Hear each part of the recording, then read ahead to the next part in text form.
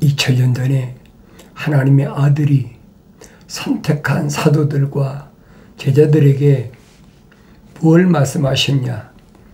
천국의 신비, 천국은 어떤 곳이냐? 우리 가장 궁금한 거 아닙니까? 하나님의 아들이 도마에게 밝히신 것처럼 나는 길이요 진리요 생명이다. 얼마나 정확하게 말씀하세요. 나로 말미암지 않고는 사람들이 아버지 집에 올 자가 아무도 없다 하셨는데 그 길이 마지막이 뭐냐? 천국이라는 거예요. 하늘나라. 누가 거길 가느냐? 하나님의 아들이 선택한 사람들이 대상이다. 하나님의 아들이 선택한 대상은 누군가? 사도들과 제자들은 하나같이 생명의 책에 그 이름이 기록된 자들만 선택하셨다. 유대교에서 어떤 높은 지위를 가졌다고 해서 또 가문적으로 훌륭하다고 해서 하나님 아들이 선택하신 것이 아니고 생명의 책에 그 이름이 기록된 사람만 선택하셨다. 그게 표면적인 게 아니잖아요. 표면적인 것이, 표면적인 이름이 생명책에 기록된 사람이 따로 있습니까? 표면적인 건 아무 표면적으로는 나타나질 않는 거예요. 그러면 하나님의 아들이 하신 말씀을 내가 주목하고 귀담아 드려야 될 거 아닙니까? 누구만 하나님의 아들이 선택하셨느냐? 선택한 사람들이 특징이 뭐냐? 하나님의 아들이 밝히시잖아요. 뭐라고 밝히시느냐? 하나님께로부터 나온 사람은 그러잖아요. 하나님께로부터 나온 사람은 하나님의 말씀들을 듣느니라. 이건 바뀔 수가 없어요. 왜? 하나님의 아들이 하신 말씀이니까. 천지는 없어지겠으나 내가 너에게 한 말들은 1.1획도 변함이 없다. 안 바뀐다는 거예요. 그러면 하나님께로부터 나온 사람은 하나님의 말씀들을 듣는다. 하나님께로부터 나온 사람이 누구냐는 거예요. 표면적으로 나타납니까? 표면적으로는 다 똑같잖아요. 유대인들이 다른 게 뭐가 있습니까? 그들이 뭐 바벨론으로 포로 잡혀 갔다 왔다고 달라진 게 있습니까? 달라진 게 아무것도 없잖아요. 북쪽의 이스라엘이나 남유다나 바빌론이 패권 국가의 수장이 되고 나니까, 패권 국가가 되고 나니까 북이스라엘도 남유다도 통일이 돼버렸어. 통일이 돼가지고 바빌론에서 70년 동안 종살이 하는 거예요. 근데 달라진 게 뭐가 있어요? 하나님의 아들은 북이스라엘 사람이나 남유다 사람이나 가리지 않고 그 이름이 생명책에 기록된 사람만 선택하셨다. 복음서에 기록됐잖아요. 심지어는 수가성, 그 북이스라엘이잖아요. 수가성이 있는 마을까지 일일이 찾아다니면서 생명의 책에 그 이름이 기록된 사람만 선택하시는 모습이 성경에는 정확히 기록되어 있어요. 그러니까 내가 성경을 직접 읽으면서 하나님의 아들이 하신 말씀 기억해야죠. 내 이름이 생명의 책에 기록되어 있다면 나는 하나님의 아버지의 말씀들을 듣는 사람인가 아닌가. 다른 사람 비교할 필요가 없어요. 누구는 하나님 말씀을 듣고 누구는 하나님 말씀을 안 듣는다. 그 사람 문제예요. 내 문제가 아니란 말이에요. 그런데 하나님 말씀을 다른 사람에게 자꾸 비교하려고 그러고, 다른 사람에게 자꾸 당신은 뭐 하나님 말씀을 안 듣는다. 하나님의 말씀이 아니라 말씀들이에요. 복수예요. 자세히 읽어보셔야 돼요. 하나님의 아들이 하나님께서 나온 사람은 단수잖아요. 뭉뚱 한 번에 두세 명이 나온 게 아니란 말이에요. 하나님께서 나온 사람은 한 사람 한 사람이에요. 그 사람은 하나님의 말씀들을 듣느니라. 하나님의 약속과 명령을 듣는다는 거예요. 그런데 유대인들 향해서는 뭐라고 말씀하십니까? 너희는 하나님께로부터 나오지 않았기 때문에 하나님 말씀을 듣지 않느니라. 얼마나 정확히 나누십니까? 구분하시잖아요. 하나님의 말씀을 듣는 자와 하나님의 말씀들을 듣지 않는 자. 하나님의 말씀들을 듣는 자는 하나님께로부터 나온 사람이고, 하나님의 말씀들을 듣지 않는 사람은 하나님께로부터 안 나왔다. 하나님께로부터 나오지 않은 사람을 사도 바울은 뭐야? 자연인이다. 비교하잖아요. 그건 믿음의 조상이라는 아브라함 때 이미 갈라졌어요. 아브라함이 완성됐다.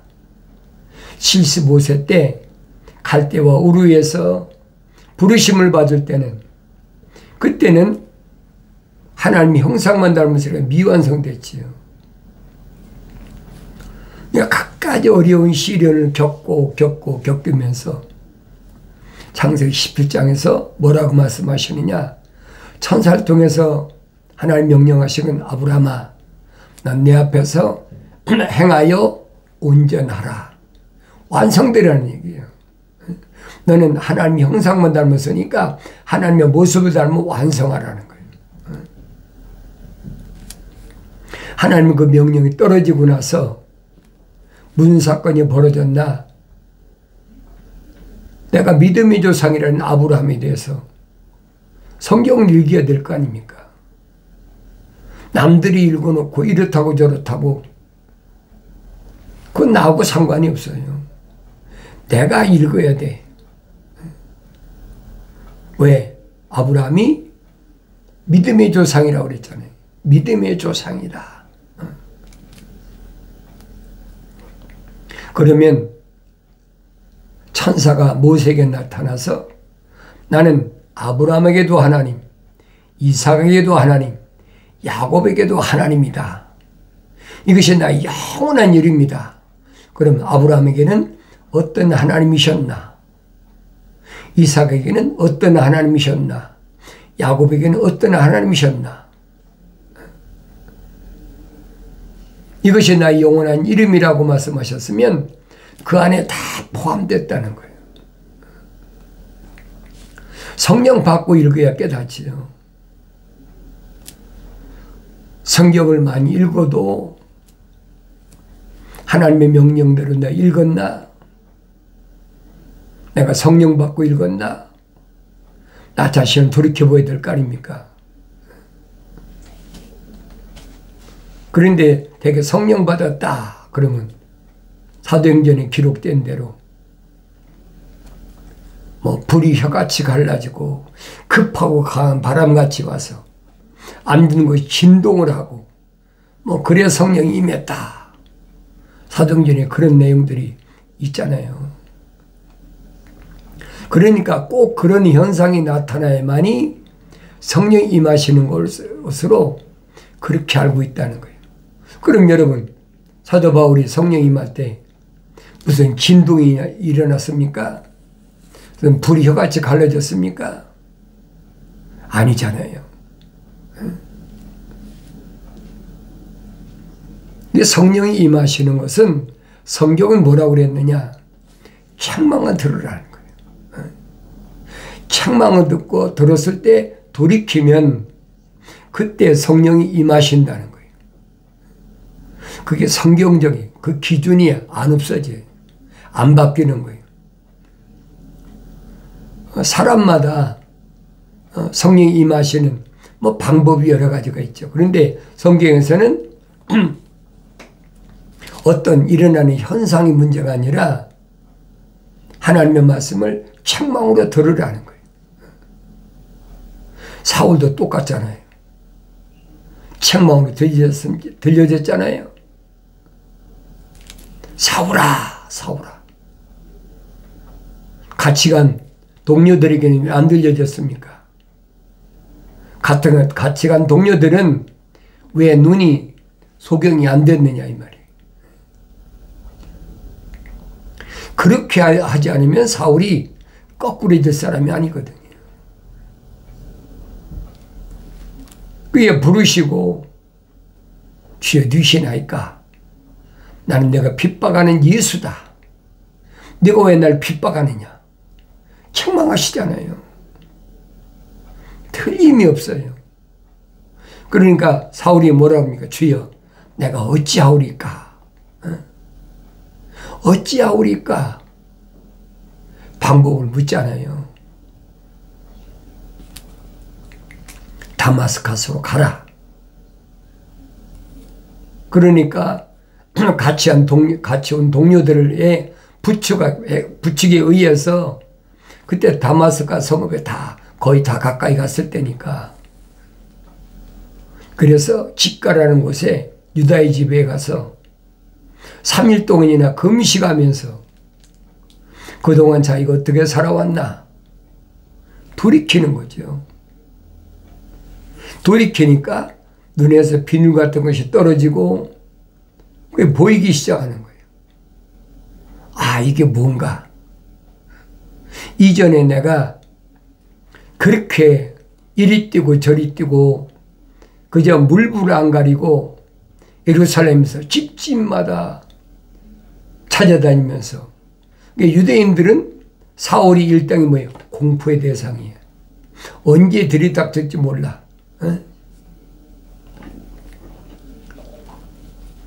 하나님의 아들로부터 선택받지 않은 사람 상관없어요.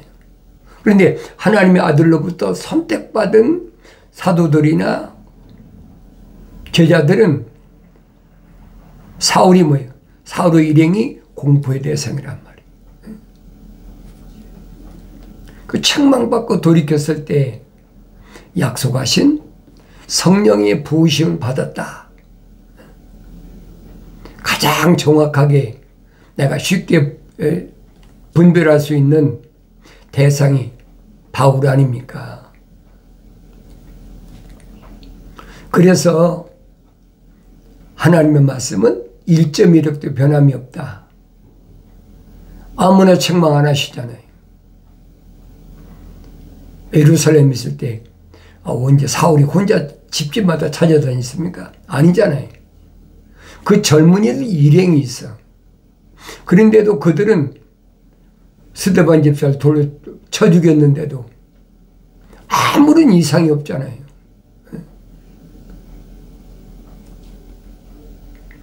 사울만 부르셨다. 사울한테만 책망하셨다. 왜 그래요? 사울 안에는 하나님의 걸어가신 사랑의 생명이 들어왔다는 얘기. 사울은 하나님의 형상을 닮은 사람이었어요. 나머지 동료들은 아니잖아요. 성경이 밝혀주고 있지 않습니까?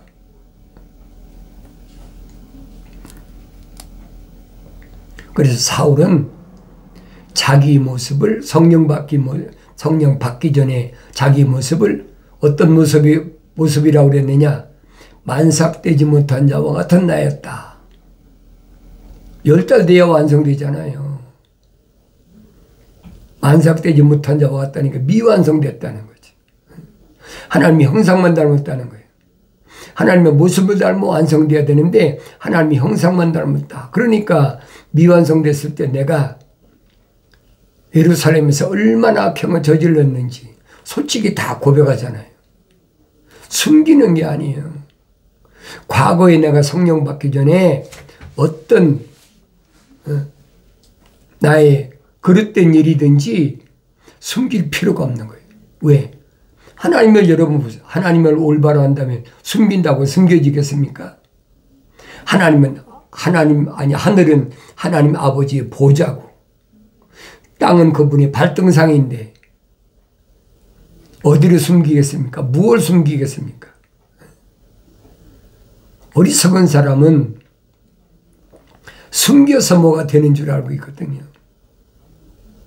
하나님의 아들은 밝히시잖아요. 수가성 여인도 하나님의 아들을 만나기 전에는 5 남자를 같이 살았다. 뭐 옛날에는 지금이나 똑같아요. 1 남자, 2 남자도 아니고 5 남자하고 살았다. 그럼 창녀지 그게 뭐 온전한 여자입니까? 지금 하나님의 아들을 만났을 때도 6번째 남자하고도 그 내 남편이 아니야. 내 남편이 남편이 아니면 뭐요? 유부남이라는 거죠. 그러니까 수가성 여인이 우물가에서 만난 수가성 여인이 얼마나 요즘 안에 형편없는 여자냐는 거예요. 그런데도 하나님의 아들이 기꺼이 만나주고 상담해 주시잖아요. 그런 모습이 내 눈에 보여야 된다는 거예요. 내가 아무리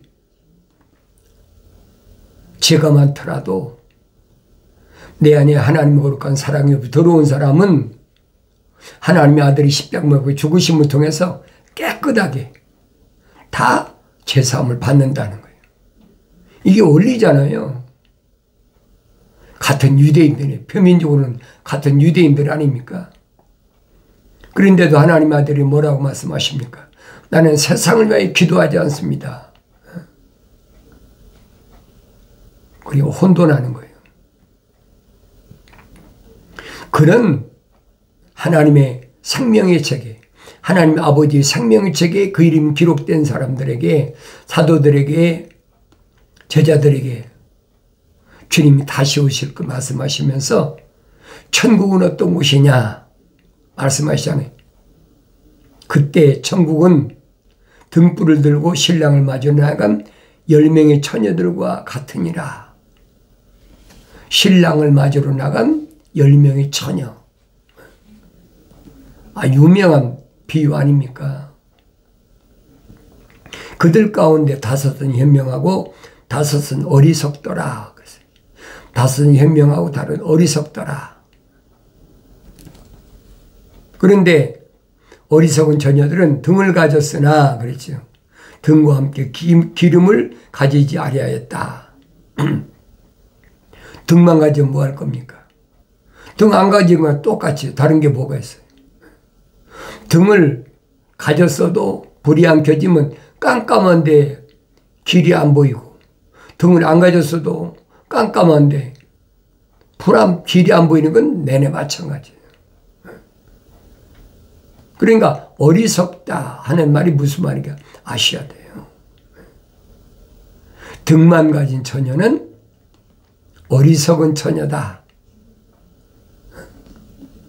다른 게 하나도 없지요.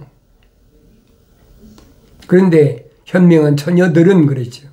어리석은 처녀들은 등을 가졌으나 등과 함께 기름을 가지지 아니하였고, 현명한 처녀들은 등과 함께 기름통에 기름을 가지고 있더라. 등만 가지고 있어. 등이 있으면 기름통이 있어야 되는데 기름통에 기름이 없어. 그러니까 내가 이 말씀을 읽어보고 되새김질하고 읽어보고 나는 누군가? 나는 어리석은 처녀인가? 현명한 처녀인가? 내가 보여야 될 거 아닙니까? 사도 바울이 뭐라고 설명합니까? 내가 처녀 교회를 신랑 예수께 중매한다. 시온의 딸 처녀를 중매한다. 그런데 내가 가진 등에는 불이 켜져 있느냐는 거예요. 성경에 빠짐없이 기록됐잖아요. 계명은 나에게 등불이 된다. 계명을 무시한 사람은 그건 어리석은 5처녀하고 똑같은 사람이에요. 등을 가지고 있으면 뭐 할 거예요? 등불이 없으니까, 빛이 없으니까 어디가 함정인지, 어디가 덫인지, 어디가 그물을 쳐놓은 곳인지 안 보이는 거예요. 내가 이런 말씀이 있고 되새김질하고 이런 말씀이 있고 왜 하나님의 아들이 이렇게 말씀하셨나? 내가 할 말씀을 되새김들을 깨달아야 될 거 아닙니까? 왜 아브라함에게 천사가 나타나서 4가지 짐승만 번제물로 드려라. 3년 된 암소, 3년 된 암염소, 3년 된 순양, 집비둘기 새끼요, 산비둘기 새끼다. 왜 말씀하셨어요? 내가 늘 말씀드리잖아요. 출애굽한 이스라엘 백성들에게 왜 이 세 짐승만, 이 고기만 먹으라고 하셨느냐? 출애굽할 때 마지막 6월절에도 뭐예요? 양을 잡아서 피를 문설주에 바르고 인방에 바르고, 그럼 죽음의 천사가 그냥 지나간다. 그 신화 같은 얘기 아닙니까? 무슨 죽음의 천사가 양의 피를 보고 지나간다. 사도바울은 설명하잖아요. 6월절은 아무나 치르는 게 아니다. 분명히 6월절을 통해서 비밀이죠. 어린 양의 피로 인방이나 문설주에 발라서 죽음의 천사가 그냥 패스했다. 그 살아나온 사람 아닙니까? 그 살아나온 사람들이 6월절 행사를 통해서 출애굽이 시작된 거예요. 출발의 그게.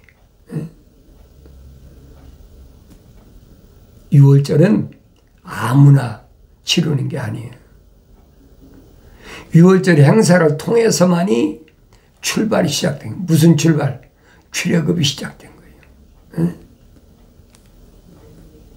근데 그 앞에 뭐가 가로막고 있어요? 홍해바다가 가로막혀요. 홍해바다가. 출애굽을 시작했는데 늦게 바로의 군대가 병거를 이끌고 뒤쫓아오잖아요. 근데 그때 누가 사역을 했습니까? 낮에는 구름기둥, 밤에는 불기둥. 늘 말씀드리잖아요. 밤에는 불기둥이란 불을 다스리는 천사가, 낮에는 구름기둥이란 말은 물을 다스리는 천사가 호위하는 거예요. 그런데 어떻게 바로의 군대가 침공할 수 있느냐는 거예요. 침공이 안 되지요. 천사가 지켜주는데 그까지 바로의 군대가 죽여간다고 됩니까? 홍해바다가 아무리 앞에 가로막혀 있어도 그들의 여정이 어디를 향하느냐? 아브라함 때 약속하시잖아요. 네 후손이 이방 땅에서 4대 만에 돌아오리라. 그 4대 만에 돌아오는 게 뭐라고 그랬어요? 400년 만에 돌아오는 게 뭐라고 그랬습니까? 하나님 아버지께서 아브라함에게 4가지 명령하셨는데 3가지 명령은 지키고 1가지 명령은 안 지켰어. 그러니까 사도가 뭐라고 얘기합니까? 3가지 명령 지킨 거 가지고 안 돼. 1가지 명령 안 지킨 것 때문에 3가지 명령 지킨 것 무효가 됐다는 거예요. 10가지 계명 가운데 1가지 계명만 안 지키고 9가지는 다 지켰다. 그렇다고 되는 게 아니라 말이죠. 9가지 지킨 거 다 무효라는 얘기. 얼마나 철두철미한가 알아야 되지. 그래서 늘 말씀드리잖아요. 왜 염소, 왜 암소, 왜 순양이냐. 분명히 말씀드리잖아요. 이런 것은 가나안 땅에 있던 기드온에게 이미 다 선포된 말씀이에요. 양은 누가 양이요? 유대인이 양이죠. 양 우리의 들은 양. 그러니까 그들에게 하나님의 아들이 계시는 동안은 이슬이 내렸다. 모세가 말하잖아요. 이슬은 하나님의 말씀이다. 하늘에서부터 하나님 말씀이 내려왔다. 뭐가 똑같으냐? 광야에 왔을 때 만나가 내려있잖아요. 똑같은 얘기예요. 일맥상통한 말씀인데 그걸 깨닫지 못하니까 알아듣지 못하는 거예요. 그러니까 하나님 말씀을 통해서 홍해바다도 건넜다. 그래서 사도 바울은 우리 조상들이 홍해바다를 건넌 것은 침례를 받은 것이다. 침례를 받은 것이다. 베드로는 뭐라고 합니까? 조상들이 침례를 받은 것은 뭐냐? 가나안 땅을 향하여 그들이 가는 그 모습이 침례받는 거란 말이에요. 아무나 침례받는 거 아니잖아요. 침례받았다고 완성된 게 아니라고요. 그걸 내가 올바로 알아야 된다. 침례받고 광야 들어오면서부터 이제 시작이에요. 뭐가? 광야 교회가 시작이에요. 그 광야 교회가 시작되니까 뭐가 내려왔어요? 사도 바울이 설명하잖아요. 출애굽한 이스라엘 백성이 광야를 통과할 때 범법함 때문에 중보자께서 천사를 통하여 계명을 제정하셨다. 명확하잖아요. 계명의 중요성. 계명을 받으면 뭐 할 겁니까? 안 지키면 무용지물인데. 오히려 광야 통과할 때 40일이면 통과할 곳을 광야를 하루가 1년씩 40년이 걸렸잖아요. 40년을 선자들은 뭐라 합니까? 체질한 것이다. 귀질한 것이다. 생명책에 그 이름이 기록된 자들만 체질한 거란 말이에요.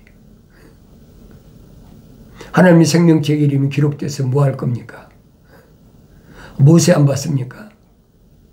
생명책에 이름이 기록됐는데 자기가 인솔하고 나온 출애굽한 이스라엘 백성 때문에 그렇게 무참하게 학살당하는 걸 보고 왜 전멸하게 생겼으니까 하루에 3,000명을 희생제물로 그리 얼마나 피부리 있나 생각해 보세요. 그러니까 모세가 뭐랍니까? 이들을 여기서 이렇게 죽일 바에는 차라리 내 이름을 책에서 지워버리십시오. 얼마나 애틋한 마음이에요. 그런데 응답은 뭐라고 했느냐? 누구라도 내 말에 거역하면 내 책에서 지워버리겠다. 끝나는 거예요. 나의 책망 뜨고 돌이키라. 보라 내 영을 부어서 내 말들을 알게 하리라. 약속하신 말씀을 항상 기억하시고 약속하신 말씀이 이루어지는 복된 삶을 살아가기를 바랍니다.